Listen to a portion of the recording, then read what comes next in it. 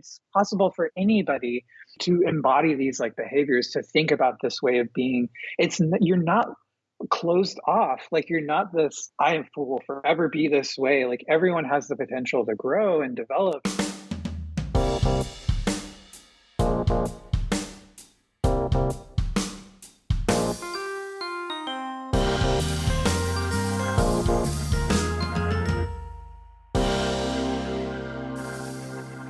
Hello, print friends, and welcome. I'm your host, Miranda Metcalf. Each week, I chat with artists who use print-based media to do something beyond the expected. This is a bilingual podcast, so if you subscribe to us, you'll be getting episodes in English with me, as well as in Spanish with Ronaldo Gil Zambrano. Together, we speak to printmakers around the globe about their practice and passions in the world of printmaking. Hello Print Friend is brought to you by Speedball Art Products, who've been offering a diverse range of high-quality products to your creative practice since 1997. But we all know that those products do not use themselves, which is why Speedball works with a fantastic lineup of contemporary printmakers who make up the Speedball team of demo artists. Artists like Melanie Yazzie, who is a Dene artist from northeastern Arizona. She's a professor of practices and the head of printmaking at the University of Colorado Boulder in Colorado. She makes prints, paintings, and sculpture. Since 2015, she began designing her own jewelry pieces and working on fabric surface design. Yazzie has exhibited nationally and internationally for the past 25 years and continues to push the boundaries with her work with each project she takes on. So, if you want to learn a few tricks of the trade and expand and improve your practice from great artists like Yazzie, head on over to Speedball's YouTube channel to see how it's done. There's a link in the show notes. This episode of Hello Print Friend is also brought to you by McLean's Printmaking Supplies, who've been dedicated to the art and artists of relief printmaking since 1979. The small specialist team in the Pacific Northwest is the leading supplier of Japanese relief tools for printmakers in the U.S. and abroad, whose primary purpose is to help you find the materials and support you need to reach your printmaking goals. Our editor, Timothy Pauschak's two favorite tools are his Potatsuwaro Sankakuto 3mm V-gouge and his Josoi Maruto 1mm U-gouge, both from McLean's. But you don't have to take our word for it. These tools speak for themselves. So head on over to McLean's at imcleans.com and find your new favorite tool and keep on carving. My guest this week is Ruben Castillo. We talk about the power of having important mentors as a young artist, how he captures the intimate spaces between partners in his printmaking practice, the intense bonds in queer relationships, making work about his own relationship and navigating it with his partner, and the fascinating class he teaches called the Queer Print Archive. So, without further ado, sit back, relax, and prepare for some pillow talk with Ruben Castillo. Hi, Ruben. How's it going? Hi, Miranda. It's going great. Good. Thanks for having me. Yeah, thanks for joining me. I'm really looking forward to our chat and learning more about you and your practice and just how everything's been going. That's always like a part of these conversations these days, is the like, especially in the pandemic. Yes, exactly. It's the like, how you doing aspect of it. But before we dive into that, would you please let all of our dear listeners know who you are, where you are, and what you do? My name, as I said before, my name is Ruben Castillo. I'm a visual artist. I live in Kansas City, Missouri. I've been here since, I was born in Dallas, Texas, but I've been here since 2008. So like 14 years now, I guess. I really love it here. It's great. And I'm a visual artist, as I said, and also an educator. I'm currently a visiting assistant professor at the Kansas City Art Institute, which is where I got my BFA from. So I teach in the printmaking department there.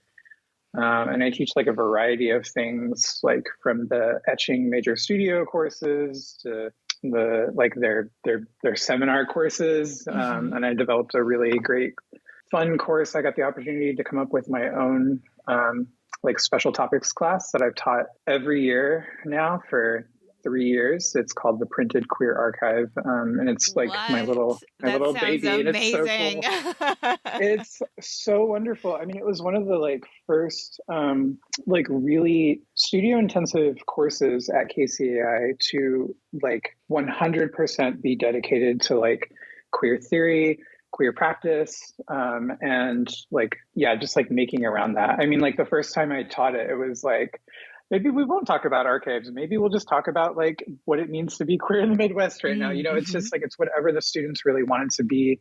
And it's one of my favorite classes to teach. I always look forward to teaching it. And it's been like creatively for me as well. It's been like such a rejuvenating thing to go back to, year after year. So yeah, that's me. I do print, sculpture, video, drawing and printmaking are like my two babies. I love them. Yeah. So My first love.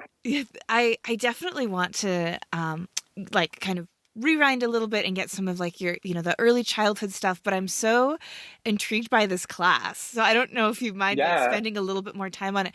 So you call it the Printed Queer Archive. Is that specifically referring to print as in printmaking or just like physical printed objects? How does that actually relate? And it sounds like the class can be different things depending on the interests of the students, but tell me a bit more about that name.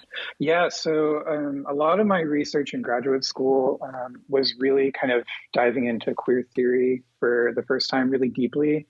And I also kind of learned about this, this concept of like, in quotes, like in all caps, like the archive, right? Like this idea of like the history, the record. But a lot of queer theory really, like the archive is quite, especially when you're thinking about marginalized communities, the archive is kind of broken. It's not necessarily there. It's not super present or readily available. And so a lot of queer theorists talk about this idea, like Anne Savetovic talks about this concept of like the archive of feeling, essentially, like this idea of oral history and memories, music, and just like emotion. And that was something that was super influential to me. So I wanted to create this class that was focused on the idea of the queer archive, but it had to be taught in a printmaking curriculum. Right.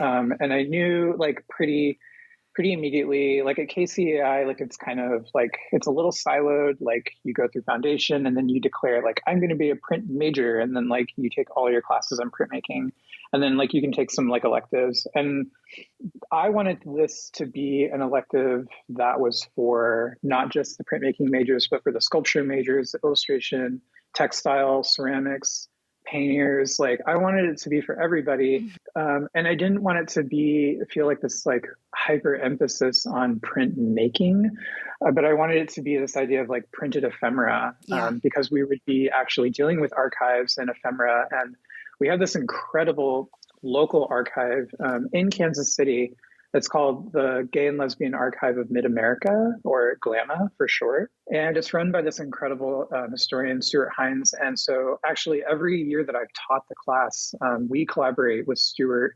He's really incredible. I have him come do like a history lecture at the beginning of class because not a lot of people know, like the history, like gay rights history and like gay rights activism, but also B, that a lot of it took place in Kansas City because it was like middle of America. So like you had the East Coast activist groups and the West Coast activist groups would all sort of fly to Kansas City, and they actually held a conference here in the, at the early stages of gay rights activist movement work. So students hear that, and it's like suddenly the door also like just opens wide open. Plus, like Stuart comes to us with like his own testimonies of like living through the AIDS pandemic and what that was like, the real feelings behind that, which you can't get from like reading about it. Like it's one thing to read about it, but then to hear about it is pretty wild. So yeah, it's really great. And so this idea of,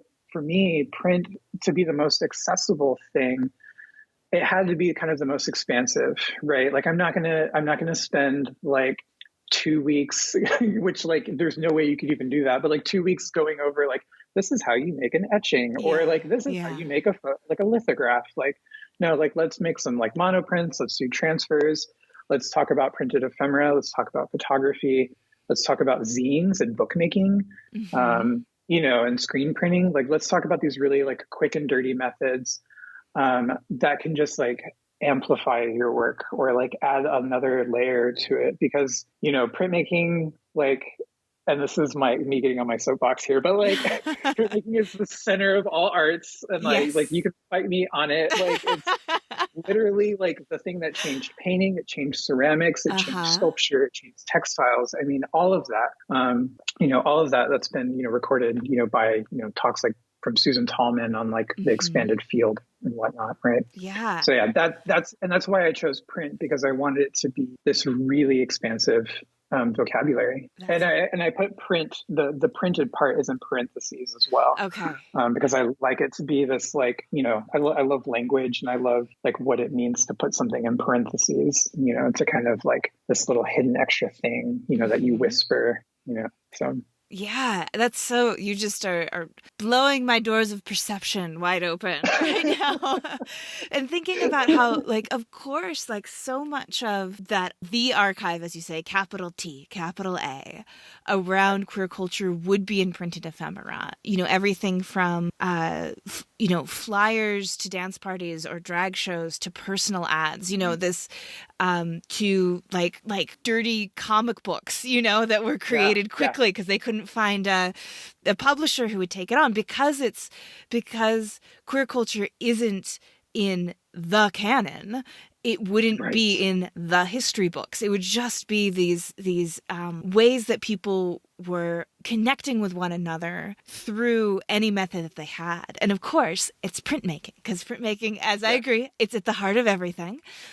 And Yes. yeah, and it reminds me at the gallery that I work for in Santa Fe now shows a lot of work from Rex Ray. I don't know if you know him. He's was a designer in San Francisco, and he ended up being like really influential. He does these incredible cut paper collages, but he also made queer posters, and that was also like a part of like his building this particular aesthetic that was really influential, was also for like queer dance parties and that kind of thing. And so I'm just thinking about how in this one case at least, it has the this crossover a bit like with the like capital F capital A fine art world as well. People who Hmm. are Right. queer and who are interested in visual culture are of course producing that ephemera, and before the internet, right? Like this is what we had to do. Hmm. Like printmaking is, I have like this weird, thing about like printmaking is the internet and the internet is printmaking, kind of, in Yeah, terms of, totally. 100%. yeah,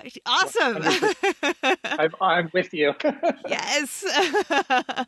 And so before that, yeah, he was doing that. So that sounds like a really, really cool class. So I'm so glad that exists in the world.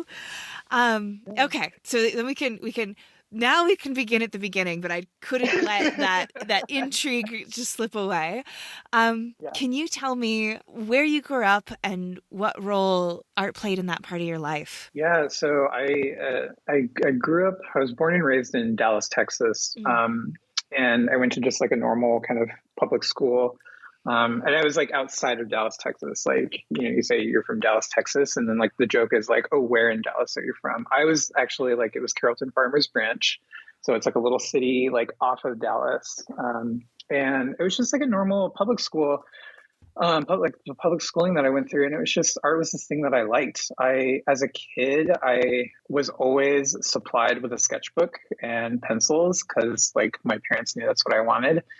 And like I was a really like introverted child. Like I was like, I'm not really into sports. Like both my Mm. siblings that I had growing up were they were very extroverted. They did like all the extracurricular activity and sports and all that stuff. And I was like, I remember like as a kid, like my parents were like, "Do you want to?" And I just like they like put me in a base like a little like t-ball game when I was like a kid, and I just like walked off the field and I was like, "No." I was like defiant, like, no, I'm not doing this. But I loved drawing, and like I loved like all the different types of media I would consume. Like I loved watching movies and like TV shows and playing video games. And like I would often like become less interested in the thing that I was seeing, and suddenly like I would just like hit pause on these like moving images and try to like draw them really Mm. quickly, because I was just like I don't know what it was. I was like I need to retranslate this somehow for myself and like and record it for me and like make it my own and like feel like I had something So that's what I did, a lot of that. And I took a bunch of art classes. I was such a like terrible student. Oh, really? Like, yeah, like I was not a good student. I mean, like I was okay. Like I was middle of the road. Like I was just like, what's the bare minimum I can do Uh-huh. to get through this? Like I was very shifty and sneaky in that way, and like terrible at doing my homework and all that stuff. But when it came to my art classes, I was like, I will do this all day long. Like, let's go for it.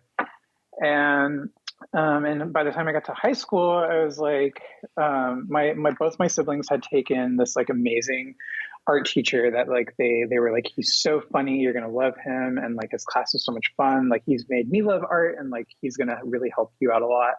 And it was Mr. Kincaid's art class, Ted Kincaid. And I went to this just again like a pretty basic like public school system. And but what I didn't quite realize at the time is that the two art teachers that were there, Michael Toll and Ted Kincaid, were actually these like two pretty significant artists in the North Texas area. Michael Toll is this like hyper realist oil painter, and Ted Kincaid was this like very prolific photographer, printmaker. And I actually like remember like in his class, I mean, like even in my art classes, I was like, oh, I'm here, you know, just doing my thing, like having fun. And I remember I got into his class and he was like, all right, I want you to draw this still life. And I was like, I'm going to do it. And then I like turned in my sketchbook and he looked at it and he just like returned it back to me and he said, no, like this, like he like literally challenged me in that moment. And he said, like, do it again. Like, this isn't right. And it was in that moment that I was like I finally felt like really challenged by something. You know, I had like teachers who were like, oh, you're probably just like really bored and you need to take like an advanced placement class. And I was like, no, it's not that. I just really don't want to do this. But like, I did want that. And that was a revelatory moment. And actually like in his class, we like, it was so weird too, because like our art program was so small and like inconspicuous in many ways. And we had a printing press there, and he actually had done a lot of prints at Mannequin Press in Illinois, run by Jonathan Higgins and his wife Sarah Smelzer.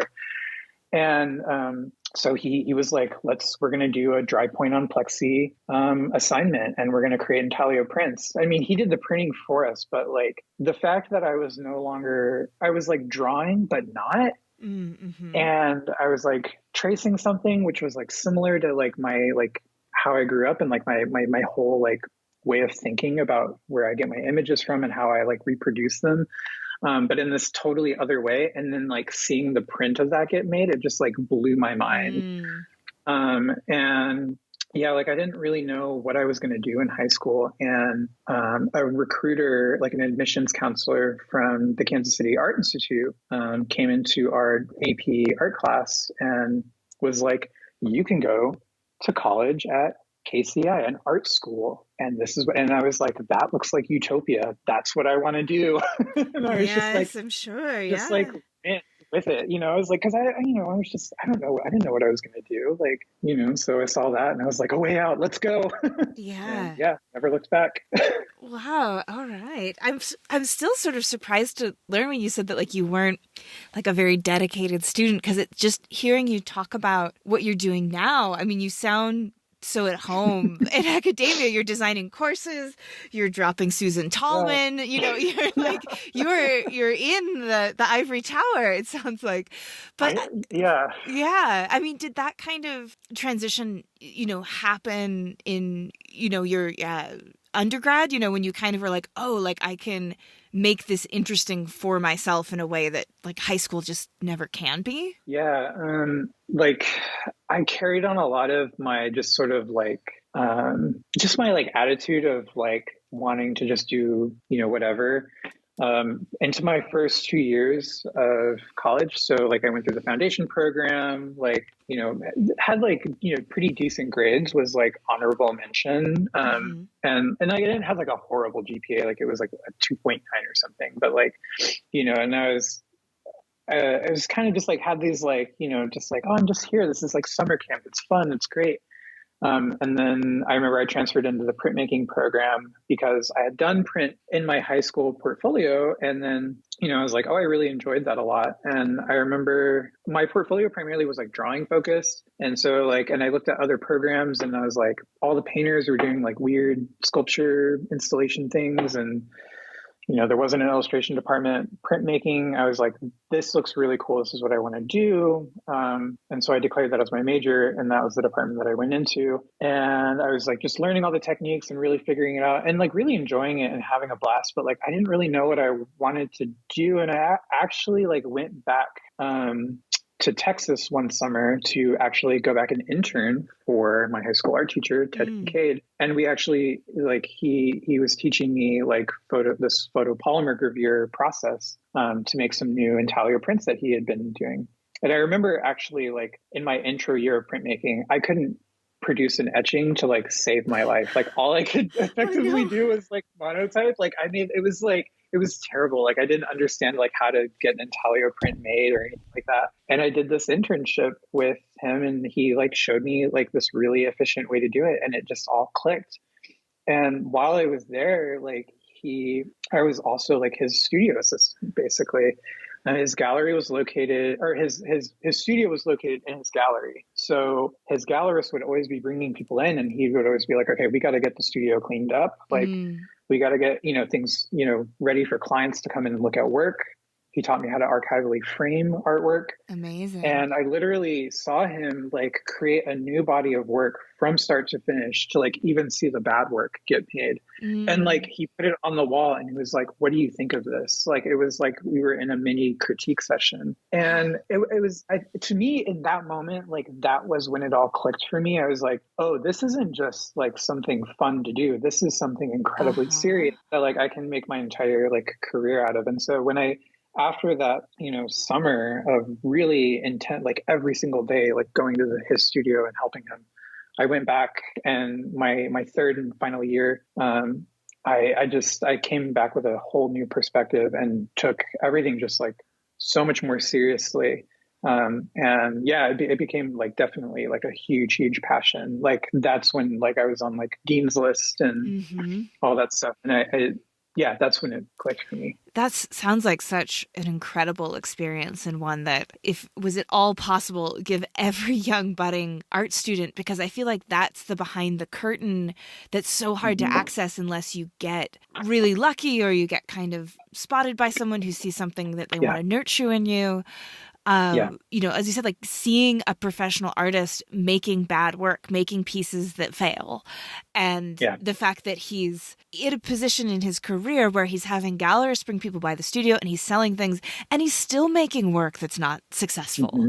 I mean, that's got to be an amazing thing to learn in that young, blossoming little artist's life, that it's a continual process. You're never arriving. It's always about doing something and doing it better and trying something and having it not work. And that there's at no point is it truly, are you successful artist trademark? It's like, it's always evolving. Wow. Yeah. Yeah. It's hard to tell my students that too, because like so much of it, you're right. It is like luck. It is knowing the exact, knowing being in the right place at the right time and knowing the right person.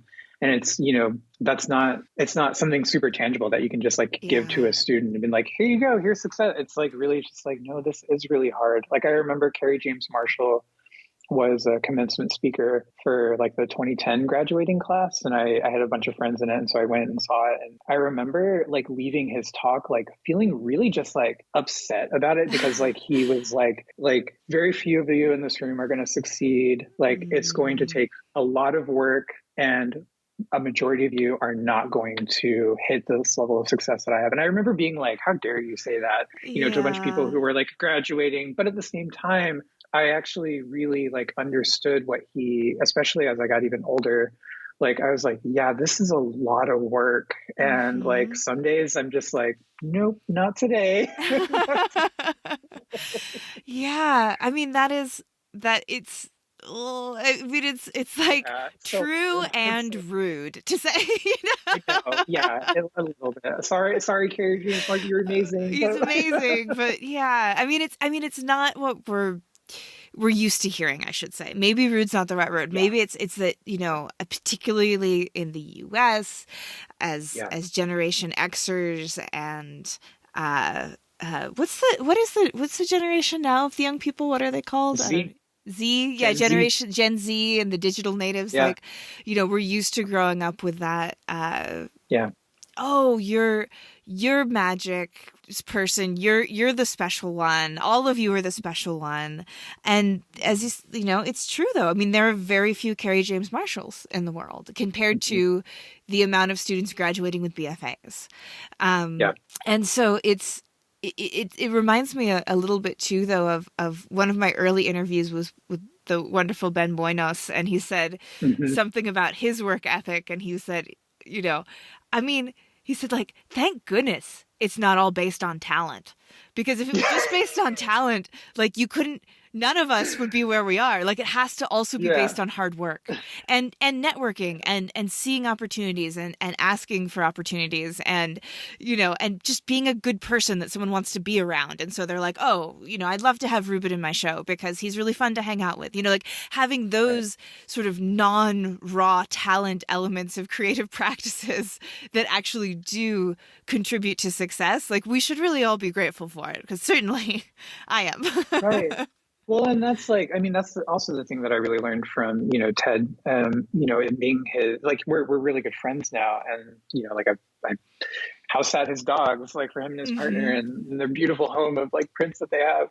And that's just the other thing that I really learned from him, is that, like, as an educator, like, he wasn't one of those like super tough Gen Xers. Like, he was actually like incredibly generous and funny and kind and charismatic. Absolutely one of the funniest people that I know. And like, that's something that I really sort of internalized and took with me. And I think it really kind of helped. I remember there was an opening that I was attending that he was at, and he was doing the opening circuit where you're talking to everybody. And I remember like stopping to say hello to him, and he was like, "Here, I want you to go talk to this person." And he's like literally like grabbed me and took me. He was like, "This is the head of the gallery, talk with her," and then walked away. No pressure. No pressure, but like, at the same time, like, generously being like, "I'm going to introduce you to somebody," and like, and make room for this, make space for this, like, give you that opportunity. So that point of generosity is something I've always thought a lot about. Yeah. And then, and what you're saying that it's work, and it's a lot of work. And, I think how you say, like, some days you're just like, no. I think everyone in the art world has those no days.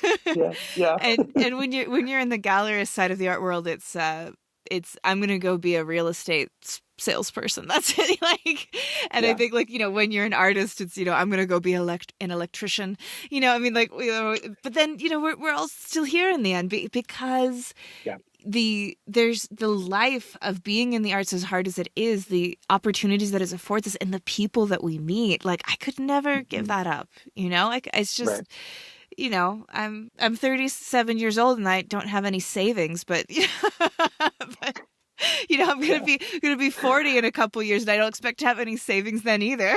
But it's still like I couldn't live any other way. Yeah. I was just having this conversation actually with some friends, and this whole maybe like super like ageist dismissal that like we experienced in our 20s, right? We're 22 years old and we're saying something to somebody who's older, and they're like, "Oh, you're just really naive. Like, wait until you're older and you'll see." And then we're a 10-year fast forward, and I'm 32, and I say the exact same thing that I passionately believed in when I was 22. And now it's like, yeah, that's a great idea, actually. Like, you're totally right. And I'm like, I didn't change though. Like, I still feel like at my core, like a 20-year-old, like, I'm still trying to figure this life out. Like, I'm just like, I don't know if I'm getting it right, like, but like, it's someone else sees me and they're like, "You're doing great," and I'm like, "I am." Yeah, look at you, professor. Yeah, like it's that weird imposter syndrome that comes through in many ways. Yeah, I often wonder if for our generation, if that sense of sort of alienation from whatever our vision of adult selfhood is exacerbated because of the huge economic changes that have happened between our parents and us. You know, like my father-in-law bought his, I don't even know, like 3-bedroom, 4-bedroom house, like walking distance from a lake in Western New York while working at a factory, you know, and like, you know, and you just sounds nice. Yeah. Right. And it's like, of course it's totally paid off like years ago, you know, and you just think about that and how, you know, owning even a condo on the outskirts of town seems like economically impossible. And so, you know, that vision that we had, and I'm sure, and his father was able to do it, and you know, his father was able to do it, you know, that kind of thing. And then all of a sudden it's like, you know, like that the fact that, you know, in the US, like almost one of the few ways to actual financial stability is through property owning, that like that came to kind of a halt, like with us for many, many different reasons. And so I think everyone has that alienation a bit. You know, I remember the wonderful Jenny Robinson, who's an incredible printmaker. She invited me to her 60th birthday party and she said, I feel like I'm 28. You know, like I can't believe it. You know, I can't believe that I'm turning 60. I can totally hear her saying that. Yeah, because she's like, because she, if anyone who's better, she is 28. Like, she was one of the first visiting artists that we had at KCI when I got hired there, and it was like such a blast to work with her. Yeah, it's so funny and so smart. Absolute treasure. Yeah, and so you know, she's having that, but it's like, you know, like I'm really having that, you know. So yeah. Well, and I think too, like, you know, with art, especially now, we've seen the rise of like, you know, this like DIY aesthetic, zines coming back into it, and I really, and this is, I mean, something, maybe this is like a segue or something, but like that DIY aesthetic of like trying to like figure something out, like that was something that really captivated me in a lot of even like queer theory, because like there's this idea of like this question of like, how do I just simply be, like how do I exist, right? Because especially like queer folks, like we don't really feel that, like we don't understand like where we are in society. Like there's a clear kind of, you know, set of like things you can do, like when you're you know, straight, you know, white couple or whatever, you know, like you've got a pretty prescribed path, and you have visions of that path that have been laid out in front of you for generations. Like this is what a straight white couple does and looks like and walks like and talks like. Yeah. And that's the fascination, you know, with like the idea of like the queer archive, like that history, and like finding all of these like kind of wonderful things that they've always been there. They weren't just just sort of totally lost and gone. Like they were actually there. We just like weren't like, how are we cultivating that? How are we actually like, you know, diving deep into those histories and figuring that stuff out? And I also, I mean, I think too, like the do-it-yourself mentality of like, okay, this thing no longer works for me.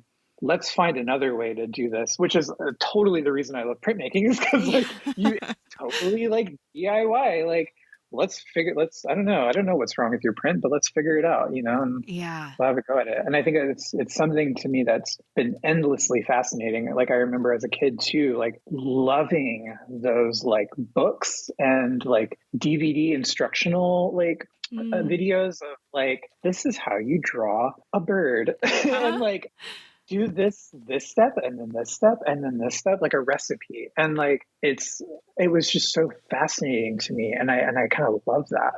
I kind of love that instructional type of mentality, right? But it's like, what else are we going to do? We got to figure this out. Like we have to figure out, what are the instructions, what are the methods, what are the things we're going to do to get ourselves out of this.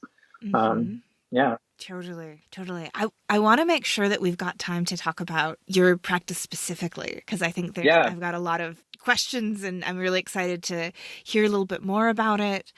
And so a lot of what you do is an exploration, an examination, and an expression of intimacy.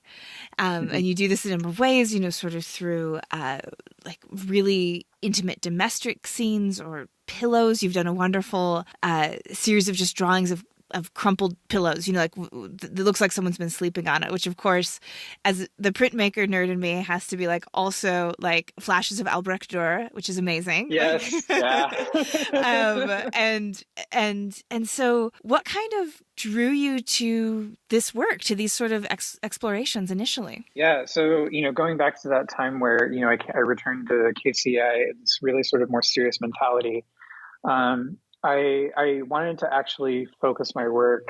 I felt like when I was like learning all the processes, I just took like a more like abstract painterly approach to things of like, geometric abstraction and all this stuff, because I was just trying to learn simple design elements. And plus that was kind of like the method that those foundation professors at the time had. And so when I returned after working with Ted, who's such a romantic artist, like definitely in the purest sense, and loves sort of that realist representational classical style.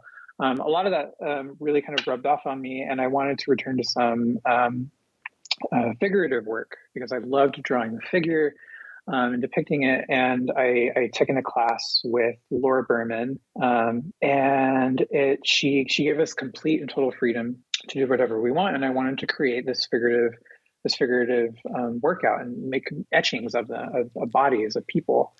And we had a project where we had to do something incorporating, like the whole class was about additions and multiples and like figuring out how to kind of like alter that. And I bought these like 6x8 copper plates, and they were all the same size.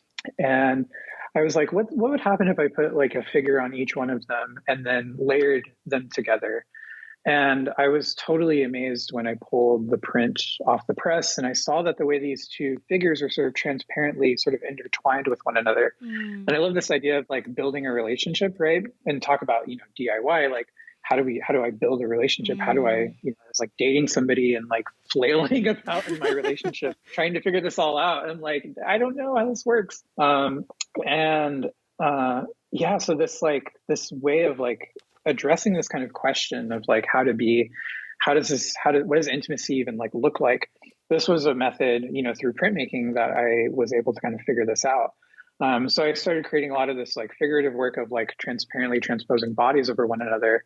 And the print for me became this like site, this location, this space where intimacy could happen in a sort of like fantasy realm.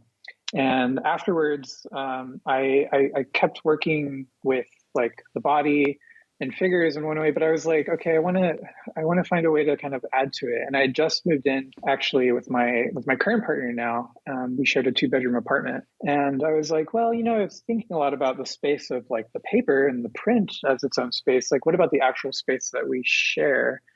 And so I started taking a real deep dive into what our own space kind of looked like. And then I got to graduate school, and I kind of set a challenge for myself in the first year. I'm like, how can I create the suggestion of the body without actually showing the body?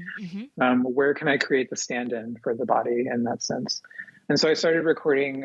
We moved into a new apartment when I went to the University of Kansas for my MFA, and we got a new apartment in Lawrence and started furnishing it with things. And, we also, again, like thinking about that DIY aesthetic, like how do we even be successful as like homemakers, right? Like what's the homemaking method? It led me to look at a lot of like things that like what was affordable, so like looking at IKEA was a big thing for me. This idea of like dreaming about like what your space is going to look like. You have a series called Things I Want from IKEA, yeah, which is just brilliant. Yeah.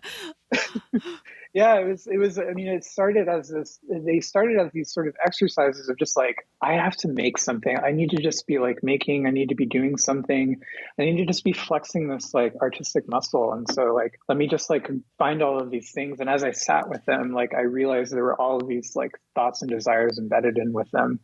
And so yeah, as I kind of kept working and thinking about it, one kind of practice of like thing that I was doing daily was I started documenting our space regularly.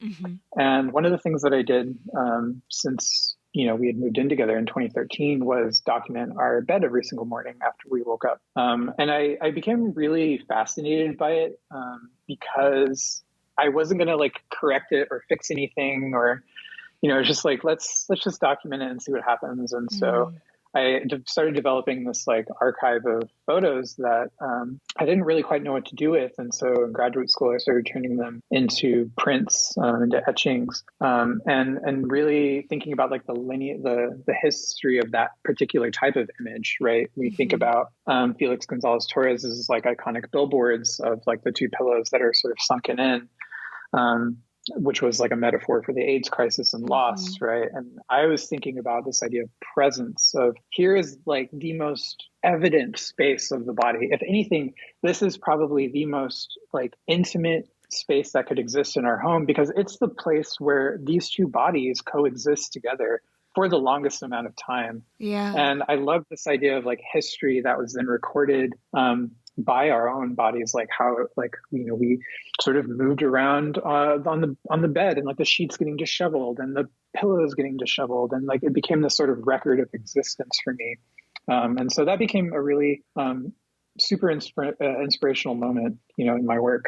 Yeah. Yeah. And that's so interesting too, because I think it makes me thinking about like the dichotomy between the general and the specific as well, in the sense that sharing a sleeping space regularly with another person is such a human thing. Many people do it. Many people don't do it, but it's also kind of this this like gold standard of intimacy. I think is sleeping next to someone, because of course you're so vulnerable when you're asleep. You're and that you do that over and over again, with a person. It really creates this world and this little rituals of what side of the bed you sleep on. What's your sleeping positions? Do you go to sleep cuddling and wake up apart? Do you wake up apart, or do you go to sleep apart and wake up cuddling?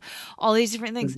Are there two dogs who are constantly in the way and wake up barking in the middle of the night when they hear coyotes, for example? Very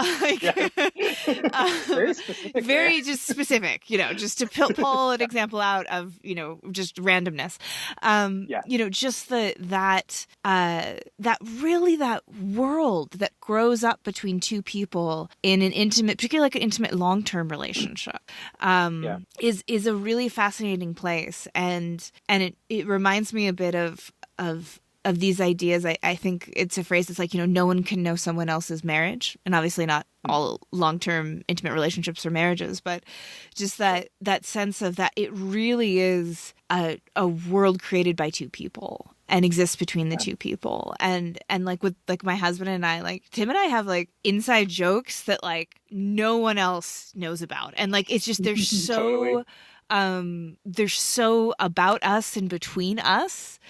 And it wouldn't even make sense, or they'd, have us institutionalized if they learned about it. Because it's just because you can't, you get. So anyway, I really think that's so interesting as a way to document this very human and very difficult to kind of pin down experience of the folie à deux that can happen between two people, the madness of two that often can take place, within the intimacy of a shared sleeping space. Yeah.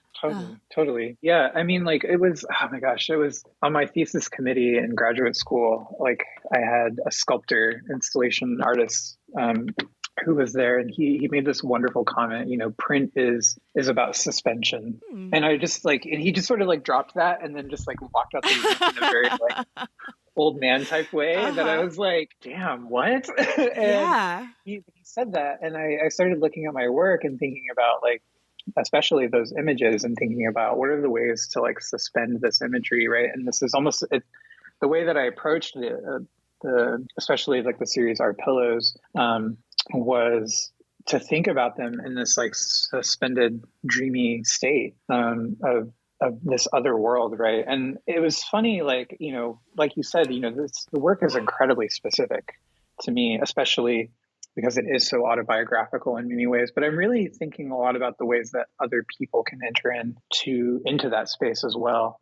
Obviously you are taking the position of a voyeur, right? When you're looking at the work, you're trying to investigate and uncover the meaning behind a work, any work really, but this work especially. But also then, like, once you sort of get sucked into it, there's this moment where you almost insert yourself into it. Like when people looked at that work in that exhibition, the comments I would just get were so emotional from so many different people, of just like this. It just made me feel a very particular way. Like, and they weren't very specific. They were very general about it, but like just knowing that, it had impacted them was incredibly meaningful for me, at least, especially for people who were not, any queer individual, or maybe like they were queer adjacent or something. But like, it was meaningful to have that opportunity, that openness, that open door for a viewer.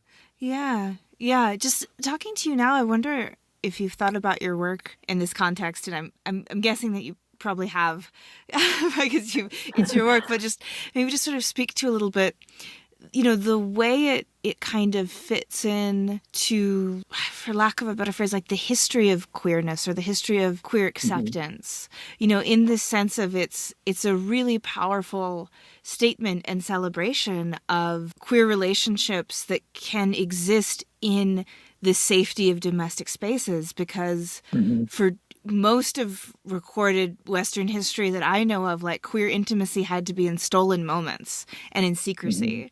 And the fact that, you couldn't share a bed with the love of your life because it was literally, you could be killed for it. And now, like, you're making, I'm sorry, I'm getting really emotional talking about this. Ooh, Ruben. Yeah. But like you're making work that's like about like the safety that like you can have now, like it's incredible that, and it's like, seems like kind of a beautiful celebration of that. Not that it's, definitely. Not that safety is universal and is very, very far from universal, but it still is, a lot better than it was 100 years ago.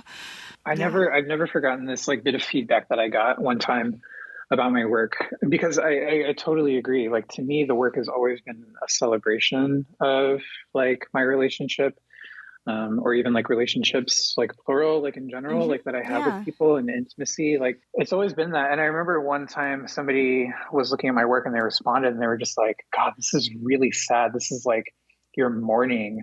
Like you're mourning the loss of somebody, like you're obsessively like recording all these things. And I remember like, wow, I was like, what? Like, and then what's going on with like, you? Yeah. I was like, what? Like, what's going on here? And then like, I was kind of frustrated about it because it was like a grad school critique. And I went and talked to my, like one of the faculty I was working with at the time, Tanya Hartman. And, I was like, this comment got made, and I just like, I don't know, like, is my work really sad now or something? Like, I don't know, like, isn't that? And she actually said this thing that's always stuck with me, which was that, the second you fall in love, you cannot escape the inevitable sadness and loss that is going to come about from this, because like it is going to end in some way, like whether that is in death, or you'll break up or something. And I've never forgotten that kind of, that all of those emotions sort of live within the work and in the imagery and in the ideas as well. Everything sort of coexists together, happiness and sadness all sort of are part of the same coin. And it's this very like holistic approach that to me is so fascinating. Yeah. And it does make a kind of sense, because I mean, of course that, when you're used to sharing a bed with someone and that changes, the coldness of an empty bed, it's very palpable. And it actually, it's funny she should say that, because it reminds me, your work actually reminded me of, so my grandfather, one of my grandfathers, was, that World War II guy, right? Like in the Navy, you'd ask him about the war and he'd just be like, it was boring. You don't want to hear about it. Like he's a math teacher and a PE teacher. And, he was a wonderful grandpa. Like he gave me cookies and taught me how to play cribbage. He was awesome. But like, not like many men of that generation, not the most like emotive, right? Or sentimental. And when his wife, my grandmother, passed away, I remember overhearing one of my aunts say that he had told her that that night he came home from the hospital and he just held her pillow and he cried. And how, like, that was just like, and how my aunt was in the field of mental health, and she was like, I was really happy to hear that, to hear that he was mourning in that way. But just like the empty pillows, I think it reminded me of that story, and just that image of this strong grandpa guy mourning in that way. And maybe as a young person, I think I was maybe 13 or 14 when she passed, kind of getting that first glimpse into what your mentor said to you, about loss and love, and like, oh wow, like that's a thing that's gonna happen, Yeah. And all around pillows. Yeah. Yeah. I know, right? Something so boring and simple, but yeah, there it is. Yeah. Do you find that, I guess, let me speak from the I find that making work about intimacy is really vulnerable and takes a fair amount of bravery. And I don't know, do you think of your work as brave? Do you find moments when you're like, all right, I'm making this work and I need to be brave about it? Does that concept kind of come into your practice at all? No, I don't really think about it, to be honest, because it's such a, I don't know. I mean, in many ways, I'm very guarded as a person as well. Like I do, like I love my sort of privacy in many ways. And I'm vulnerable in some senses where I'm open to talk about a few things. Like I often tell people, I'm an open book, ask me any question, I'll answer it, I don't care. But, like, you have to kind of like ask for it, and you have to like, I'm not just going to like, non-consensually say, let me trauma dump on you, like, I'm not just gonna like say that, and it's one of those things where for me, there's a healthy amount of guarding in the work. And like, it's maybe my own sort of like defense strategy. Like there was one work that I had made. There's a piece called "Can Dishwashing Be Queer?" Yeah. There's a video piece actually, which was inspired by Martha Rossler's Semiotics of the Kitchen.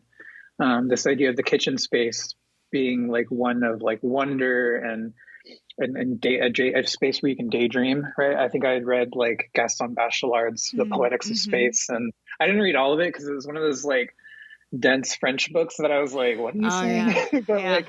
but it was like, there was like one little sentence that like stuck with me, and it was like, the corner is like the space we go to daydream. And the kitchen that we had in that apartment was like, it was in this little corner of our apartment.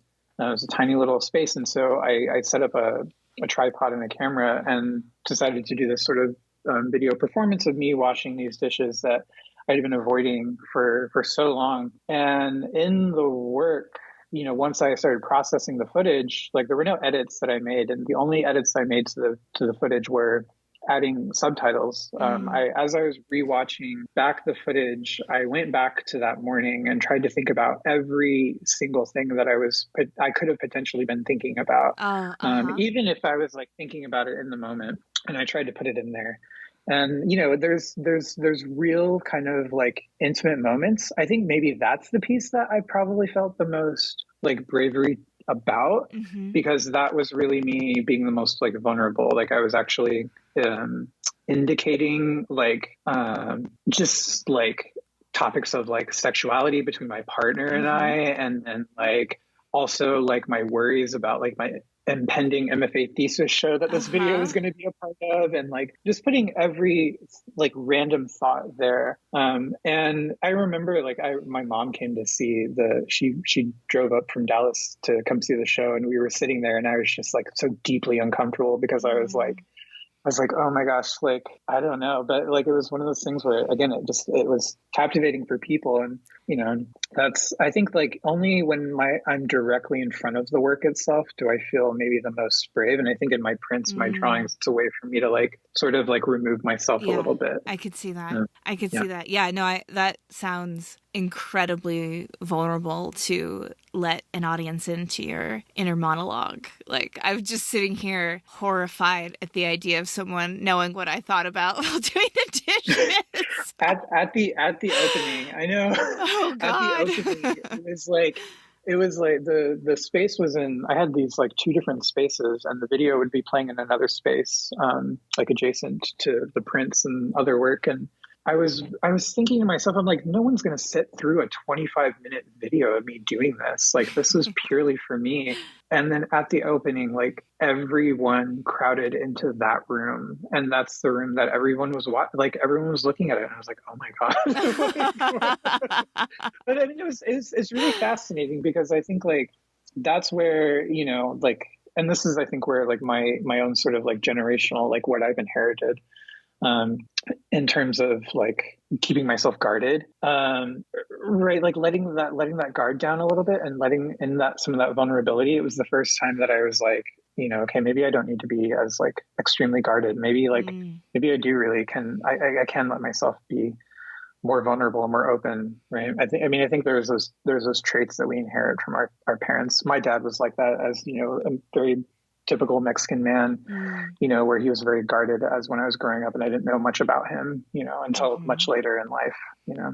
But yeah, that piece was really beneficial. I mean, it showed me a lot with that. Yeah, no, that's really fascinating, and really interesting too that everyone was drawn to it, because of course vulnerability is like catnip for humans, you know. I really think that we love it, you know. I mean, it's how we build bonds between people. At least that's how I do. I say, I lived in Australia for 2 years. It's not really part of the Australian culture. It feels like I would always like try to like go get like drinks or food with like women, and I'd be like, yeah, we're gonna really connect. We're gonna like open up, and then they would just be like, they'd be like, what are you talking about? You know, like, so I'd be like, okay, who are you seeing these days, Jenny? You know, as instead, so maybe it's not universal, but like at least as Americans, and I think too, you know, I think there's like as it's how I know how to do it anyway. So it's like catnip to me. Yeah. Well, yeah. And I mean, when you look at like the history, like when you start digging into those like archives of like queer artifacts where they are just so blunt and open and honest. I mean, there are things in there that you're just like, if you're not even ready to see them, you're like, oh my God, what? But then like, you know, it may seem like, you know, quote unquote shocking to see some of that. Like I remember I signed a reading in this class where in the queer archive class, that it was John Giorno. It was talking about John Giorno's, who is like a text-based poet, and also made like posters of his poems, and they're very explicit. And he has a record of his like sexual exploits, right? His adventures that he had, and they're very graphic. And I remember assigning that as a reading, and didn't give anybody like a heads up about it, which maybe I should have. But like, you know, we talked about it, and we talked about like how important it is actually that this record exists. And it was part of the context of the reading as well. Like, it's so important to have this blunt, honest, explicit information, because how else would we have known, right? And that's the thing that I think a lot about, like when I was like this flailing young, like freshly out person, like what do I do? I don't know. And like here is like actually somebody who's like, no, I'm going to be completely honest about how I'm feeling, and I'm going to be completely honest about the physical experience that's happening all around me and in my life. And that's so beneficial, right, to have. So it's something, I mean, it's something I feel like I'm still learning, but it's in the classroom, like, you know, just because like I'm the one teaching doesn't mean I'm the like expert.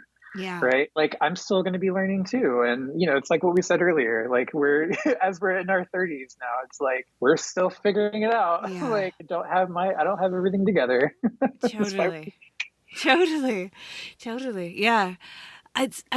We're running out of time, which I can't believe. I feel like we just started talking and it's already like coming up on an hour mark. But one question that I was curious about sort of seeing your work is that, so your partner is kind of like this silent collaborator or invisible collaborator in a lot of what you do, that the suggestion of them is there, or part of them is in the composition. And I was wondering, is that something that you two talk about like the level that you're going to reveal, or or do you, how do you kind of navigate that, I guess, having work that's around an intimate relationship, but still keeping something to yourself and still, of course, needing to make sure that the other person is comfortable with what you're doing. I think of David Sedaris has some wonderful anecdotes about his family being like, I'm never telling you anything ever again, and he's just like reaching for his notebook compulsively, so that it can be kind of fraught to make creative work about intimate relationships, and just maybe how do you navigate it? Yeah, I mean, for one, it helps that, my partner, they're so much more open than I am. Oh, really? It's so I feel like I'm learning from them so much, and it's one of those things where obviously, like, if I'm directly representing them, like, I have their kind of consent in a lot of the work. Like, there's a video performance piece that I did titled Fluff, which I kind of conceived as this idea of like systematically of creating this almost like DIY video, right? Of like how to be comfortable, which was like the question I was asking myself, that year. And I was like, okay, I'm going to systematically go through and like perform this ritual of fluffing every single pillow so that I can like compulsively make myself like comfortable in my own home. And then I was also thinking about the idea of how I also can receive comfort from my partner as well. And so I decided to create this like kind of split channel like piece where it would flip back and forth between me performing these actions of like fluffing every pillow in my home systematically, almost even like slightly aggressively. And then like footage of my partner actually behind me giving me like a massage and trying to like do the same for myself as well. And it was one of those things where like I kind of like came up with the idea, and and they were like, I don't care, I'll be in it. And it's really kind of wonderful. But I mean, it's one of those things too, like that's a tenet of like queer relationships, of like being so open about, everything and communicating every single thing. And it's something we came to kind of like a little bit like at the halfway point. Like we've been together 10 years, and I think like 5 years into it, like was when we were like, oh, like we're not communicating all the way on us. And like, okay, let's try this again. Let's try communicating and like being even more open. And yeah, so that was something that we kind of did. And it was it's been really wonderful. I mean, there's a lot where, because I'm maybe like a little controlling in my work. So like I will, choose to include or exclude some things. But yeah, there's definitely many times where like I'm definitely including. Sometimes they're helping me in my prints. Like my partner is like my clean hands while like I'm the, inky hands, because we actually met in the printmaking department. Okay. So yeah. So they're a creative person as well. So they understand. They're creative. Yeah. It's funny. It reminds me, I think that it was like I don't know if it was a meme or a tweet or something I saw on the internet that rang really true for me, that it's like straight people will be in relationships for years and never know how unhappy the other one is. And in queer relationships, it's like, sweetie, we need to carve out maybe at least 20 minutes tonight, like after we'd go to the book club, because I feel like your vibes were like slightly off in the Whole Foods parking lot, And I was like, correct. But it is funny that I've experienced it, and I see it in friends and family, that like there's a really heightened, I don't know, there's just like that really heightened level of connection. It's like maybe the standards are higher or something, because like in Straight she's like, men are from Mars, women are from Venus. How could you ever understand each other? I don't know. It's like such an absurd binary to like ascribe to. Like, oh my God. For fuck's sake. Yeah. It's like, it's just insane. But it's like if you grow up with that mentality, then you just like have this really low, expectation for communication in your relationship or something, or that like queer relationships tend to like be like so much like more like friendships in a lot of ways too, like I see more friendship and just kind of, this sounds like I'm really like, I'm sorry, I'm really shitting on straights, I apologize, but it's like but I just mean like I see this this like foundation of just like joy in each other's company, sometimes in a level where I'll see and it's broad generalizations. I know, but like where I'll see like really normal looking straight couple in a restaurant, and I'll be like, do you guys even like each other? Like, why are you together right now? So anyway, like long kind of tangent about that. But yeah, I understand and reflect in my own experience what you're saying about that like heightened level of communication and intimacy. Yeah. And that's the even my, again, going back to like my interest in this DIY method of things, right? Of like going back to that question of how to be, this isn't like a prescribed like thing that only queer people, like anyone can do this, like anyone, it's possible for anybody to embody these like behaviors, to think about this way of being. You're not closed off. Like you're not this like, I will forever be this way. Like everyone has the potential to grow and develop and become something different, and or enhance the way that they are. And I think that's the sort of wonderful thing that at least I've taken away from like a lot of queer and feminist theory of like, you're not just you're not locked into this way of being. There is multitudes of. I guess like the Walt Whitman thing. I contain multitudes, right? So that relationships can evolve, like you were saying with your partner, how 5 years into it you realized that you weren't communicating the way you wanted to, and you could change that. And like I absolutely experienced that with my marriage. Like I had this really whirlwind romance, and it was just like, well, now we never gonna feel pain ever again, and right. Bliss forever, and I deserve bliss forever because I don't have to live like normal humans.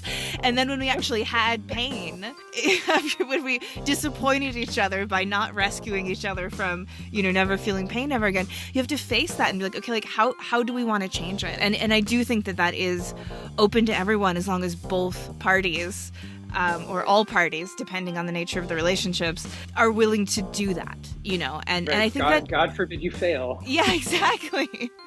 So yeah, it's just I think that's a beautiful message to end on, is that there's still hope for everyone. There is, I do love that, and I love that your work really dives into that kind of like that really intense intimacy, because it is something that you don't see in the public sphere very much, and I think that's part of what makes it fascinating. So thank you for the work that you do, and I'm excited to stay in touch and keep following your projects. Yeah, thank you so much for having me. This is so fun. This is a ton of fun. Next time I'm in Santa Fe, I would love to like visit. I know Jack Lemmon and Steve Campbell at Black Rock. They're really good friends of mine. Oh, I'm so glad. I would love to come visit and see you all. Well, that's our show for this week. Join me again next week when my guest will be Woon-Jin Ho, a Bristol-based printmaker who's currently getting her PhD at the Center for Fine Print Research. Woon-Jin was the first guest ever on Hello Print Friend, and we're going to return to her and catch up on the last 3 tumultuous years. She's also a practicing veterinarian, and we talk about the ways in which interacting with animals intersects with the intuitive nature of art, her life in lockdown in the most densely populated part of Britain, and the prints she made about her life in isolation to send to her father, who was in a care facility. She'll also talk about an opportunity to participate in the upcoming Impact Conference. You won't want to miss it. This episode, like all episodes, was written and produced by me, Miranda Metcalf, with editing by Timothy Pauschak and music by Joshua Weber. I'll see you next week.